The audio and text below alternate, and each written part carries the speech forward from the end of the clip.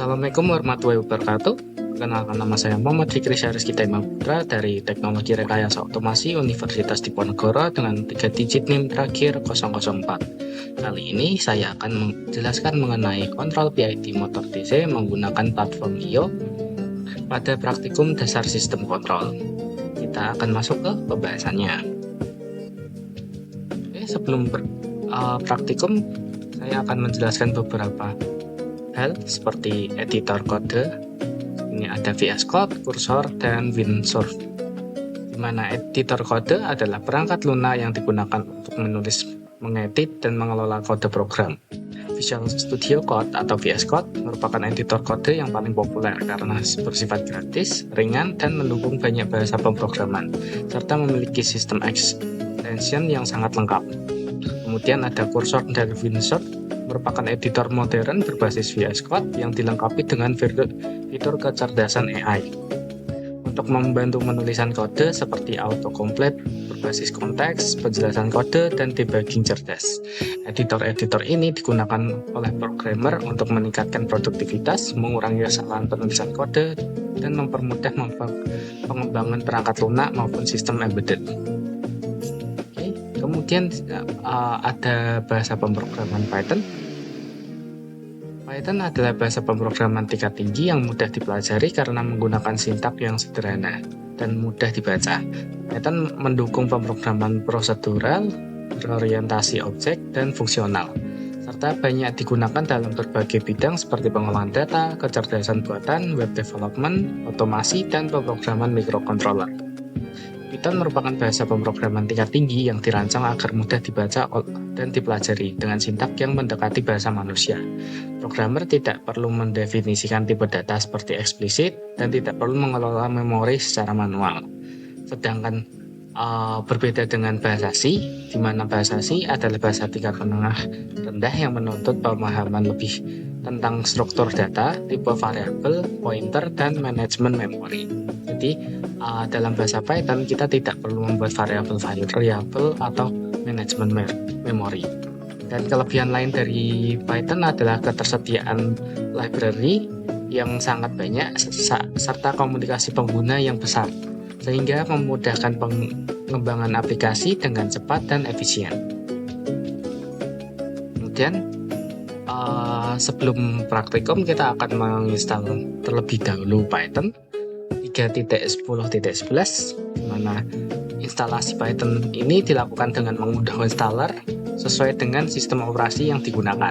Pada sistem Windows, penggunaan harus mencentang opsi Add Python to Pad sebelum melanjutkan proses instalasi agar Python dapat dijalankan melalui command prompt atau terminal.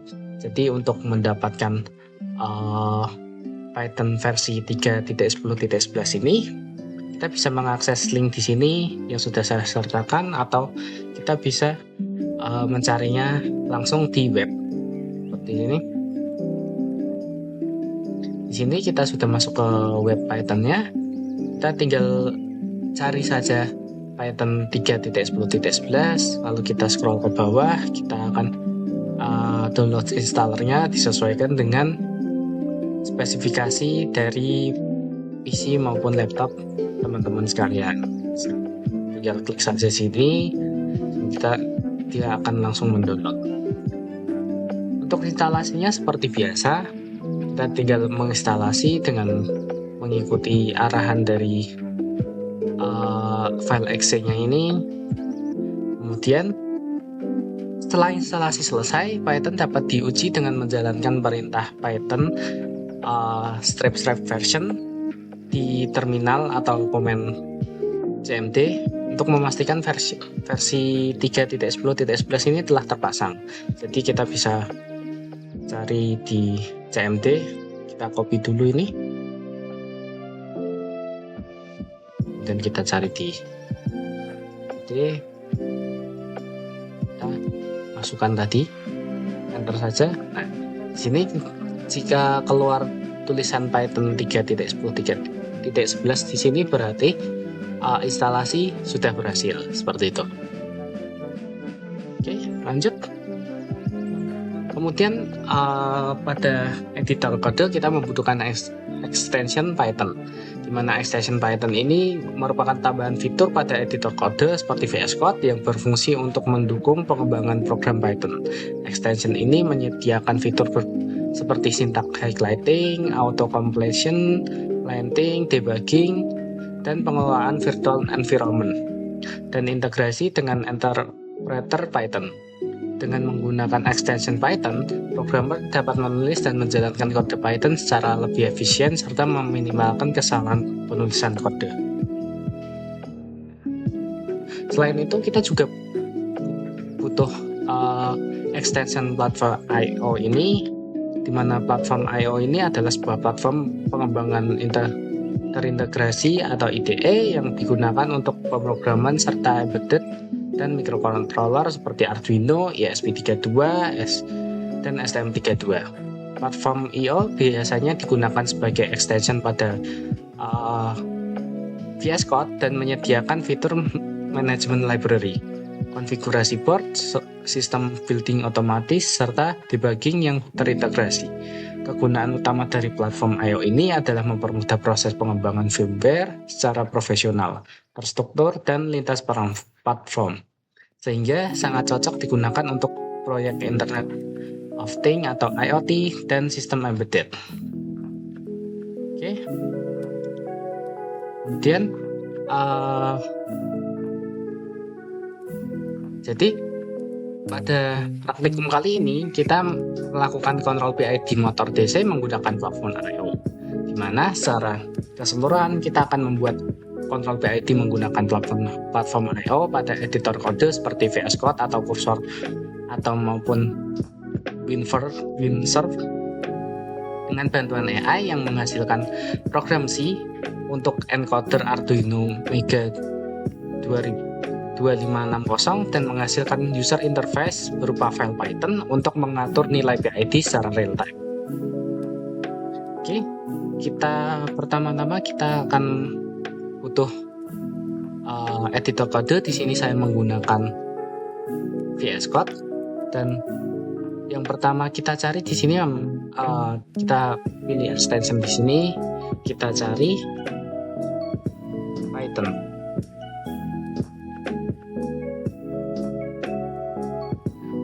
Kita butuh menginstal extension Python debugger dan Python ini. Biasanya di sini kalau belum terinstall, di sini ada tulisan install. Karena di sini saya sudah install, maka tidak ada. Tinggal teman-teman install aja di sini. Kemudian selain extension Python, kita membutuhkan extension platform I/O.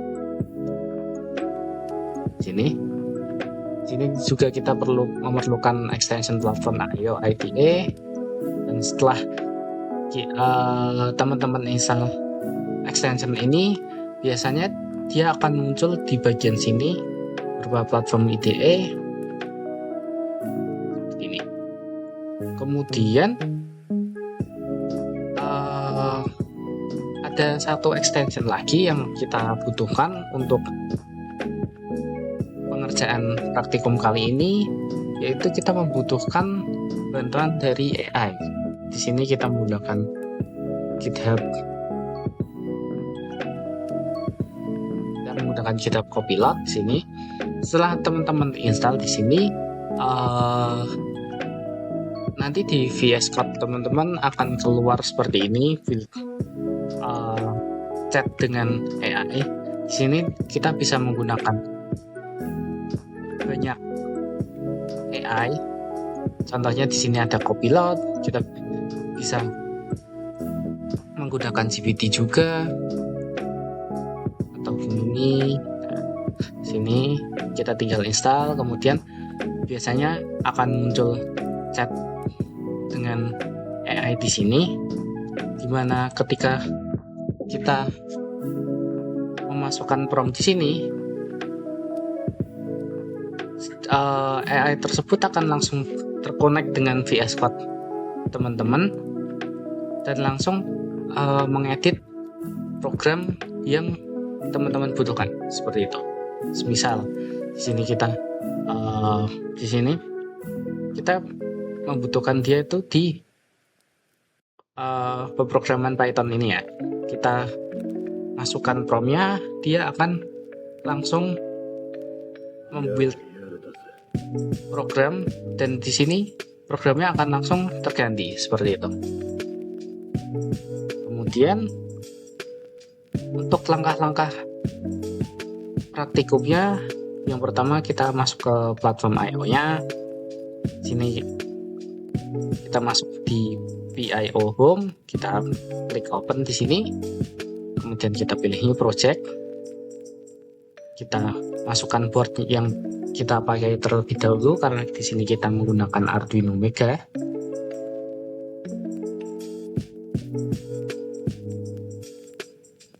Ini kita pilih boardnya, dan frameworknya Arduino. Untuk file location-nya kita pilih default saja, kemudian kita masukkan project name-nya. Contohnya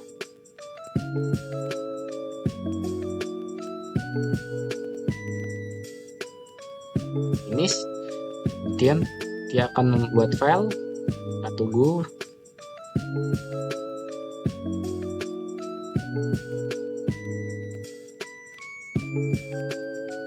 Sini akan muncul seperti ini. Kemudian karena kita sudah membuat file untuk platform I/O-nya, kita tinggal melakukan prompt pada AI di sini.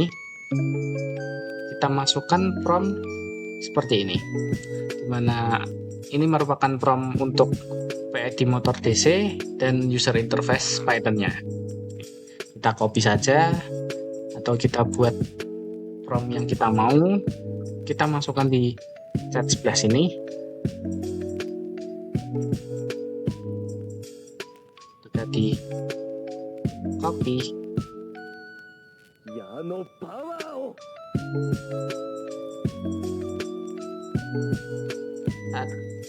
Sudah di copy, dia akan muncul seperti ini. Lalu kita enter saja, maka AI-nya akan bekerja dengan sendirinya. Dia akan membuild program untuk Arduino-nya, kemudian dia akan membuat program untuk Python-nya. Ini kita masuk ke Kalau sini. lagi sendiri gini tuh, suka kebayang nggak sih gimana caranya biar di notice artis Kita masuk favorit? ke hasil Apa samperin ya ke rumah? prompt-nya. Sini Tenang, kita bisa Kalau mau di notice, pakai akses dari Spotify Premium aja. chat Terus AI ikut ini listening atau party. dari Bisa file dengerin secara sebelah kiri. langsung cerita dan lagu Sini. sambil komen-komen biar kamu bisa di Dimana notice. Ikutan listening ini party idol merupakan favoritmu dengan Spotify Premium. Makin enak kan? hasil Cobain program sekarang. dari prompt ini. Ini merupakan hasil program Arduino Mega untuk kontrol PID motor DC-nya. Banget seharian ini. Eits, tenang. Pilih Dimana aja mixes di Spotify program yang ini, sesuai sama mood dan momen kamu. Ketik mood adalah atau program momen Arduino kamu, terus tambahin yang kata digunakan mix. untuk menjalankan motor Nah, DC munculkan pilihannya. dengan kontrol PID Dengerin yang mixes dapat di Spotify bekerja sesuai mood dan dalam momen dua kamu. mode, yaitu Enak kan? kontrol Cobain sekarang. kecepatan dan kontrol posisi. Untuk kontrol kendali dari encoder ini ada 2 pin PWM, yaitu 5 untuk JW dan 6 untuk CJW. Kemudian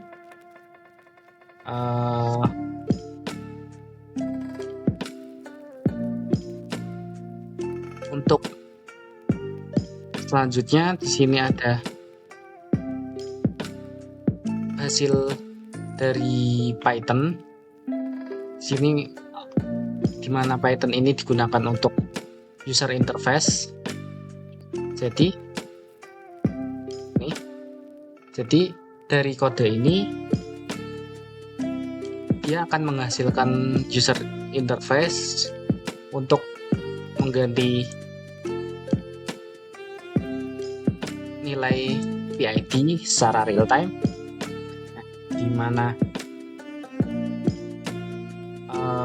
program VS Code ini mendukung komunikasi serial dua arah, sehingga parameter seperti parameter setpoint, lalu kemudian kontrol PID, waktu sampling seperti itu dapat diubah secara real time melewati UI yang dihasilkan dari program ini. Dan ketika kita run, dia akan menghasilkan file berupa file Python dengan tampilan seperti ini. Atau kita bisa lihat di sini pada terminal di bawahnya, kita bisa mengakses file Python-nya pada folder yang sudah ditentukan di sini. Contohnya kita masuk ke sini, dokumen, kemudian kita masuk ke platform IO project. Nah, di sini ada program Python yang dihasilkan dari program VS Code. Ketika kita double klik,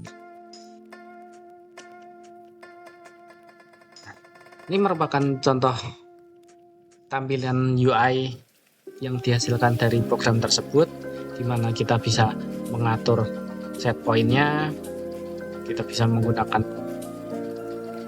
memasukkan angkanya langsung di sini. Nah, seperti itu. Kemudian kita bisa mengatur nilai PID-nya, mengatur nilai KP, KI, KD-nya secara langsung di sini. Kemudian kita bisa mengatur variabel alpha pada low pass filternya di sini. Kemudian kita bisa mengatur time samplingnya. Kemudian di sini ada pemilihan mode, di mana di sini ada dua mode, yaitu mode kecepatan dan posisi. Kemudian di sini ada on off filternya, kita bisa menggunakan low pass filter saja atau menggunakan moving average. Kemudian di bagian atas ini merupakan port yang kita gunakan saat dihubungkan dengan modul encoder. Jadi ketika kita menghubungkan modul encoder, dia akan membaca port yang tersambung dengan modul. Selanjutnya kita akan mengkonekkan. Di sini kita akan menjalankan encodernya. Nah, di sini ada dua grafik yang bisa diatur. Grafik apa yang akan dimunculkan, seperti di sini set point atau mungkin PID-nya yang akan dimunculkan seperti itu. Kemudian di sini juga ada button untuk clear grafiknya. Kemudian di sini untuk menyimpan gambar dari grafik, dan di sini juga untuk menyimpan data berupa Excel yang dihasilkan dari grafik. Seperti itu. Kemudian sini merupakan hasil dari grafik yang sudah dibuat, di mana